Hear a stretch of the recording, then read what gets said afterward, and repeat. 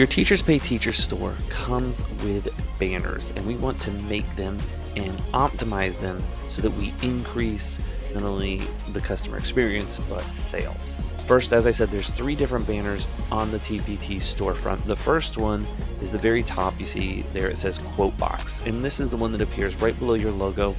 And TpT doesn't actually call it a banner, it calls it the quote box.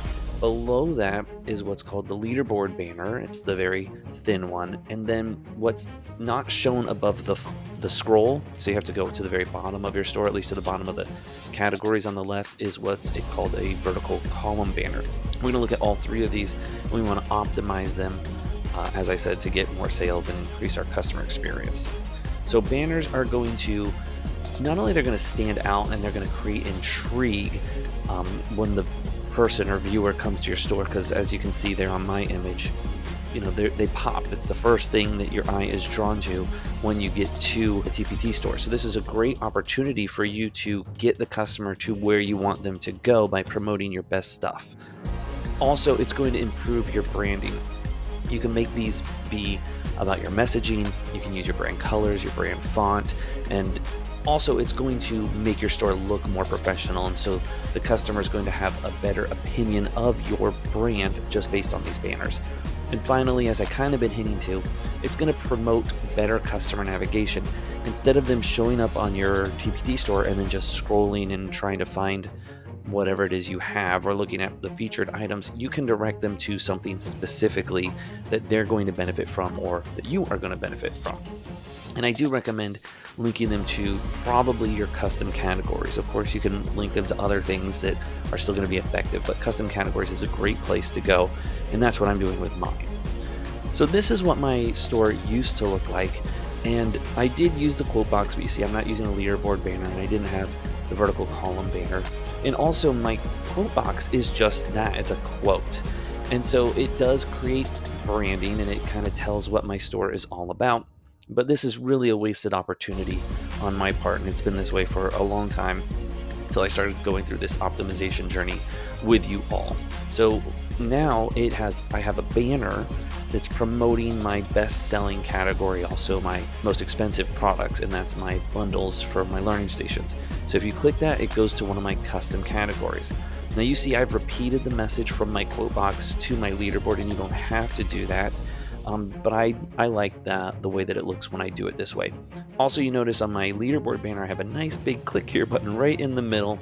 And when you look at it from afar, that is the thing that your eye's drawn to. And so this should get me more traffic to my best stuff. Also, because it's my best stuff, it's going to be a better experience for the customers. And hopefully, because I have a lot of these, they're going to buy one, be satisfied, and then return. And when they return, it's going to be real easy for them to find this category again because it's right there on my banners.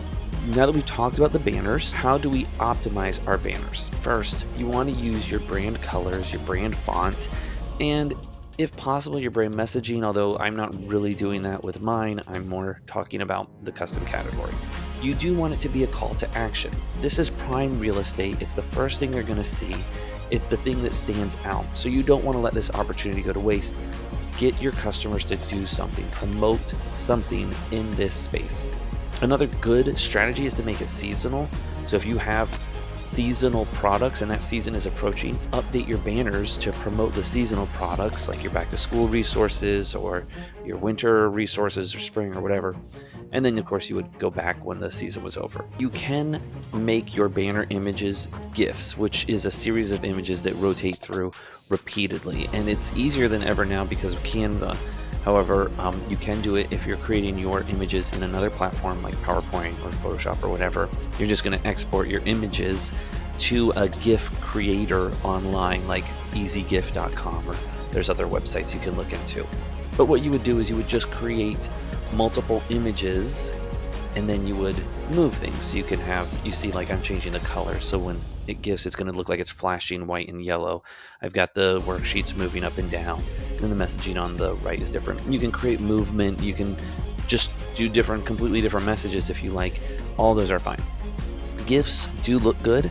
And again, it's going to get the attention of the viewer. The thing I'm not crazy about with the GIFs is you have to hope that the reader is going to stay and look at all the different images that are going on if the images are different or talking about different things. So for that reason, I just do a static image, but that doesn't mean there's anything wrong with a GIF. Finally, each banner image or quote box has different dimensions that you want to use when you create your images. So I'm going to show that for you, unless of course you're using a template that's pre-made, then you don't need to worry about it. Create a design and then click on custom size.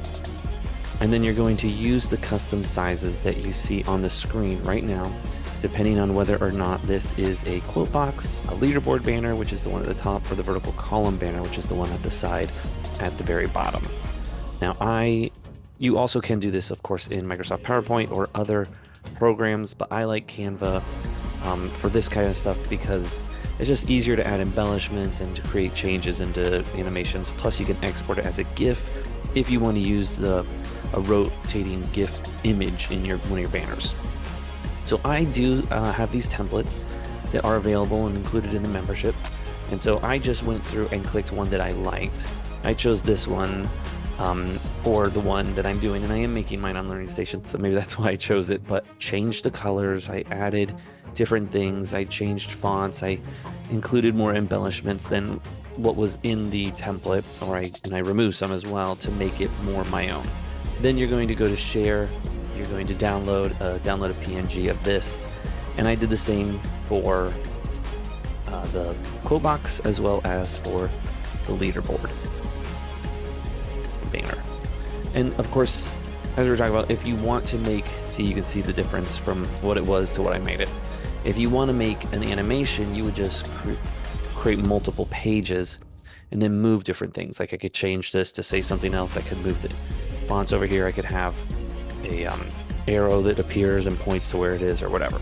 After you've done that, you're going to go over to your TpT store and you're going to go to the dashboard and click on the marketing. And from marketing, you're going to click on customize.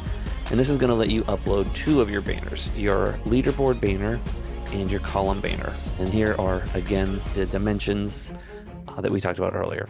You're also going to add a hyperlink to where you want the viewer to go when they click on your banner. Now, I'm going to recommend that you either do this to a specific product in your TpT store or to a custom category, which is what I'm going to do.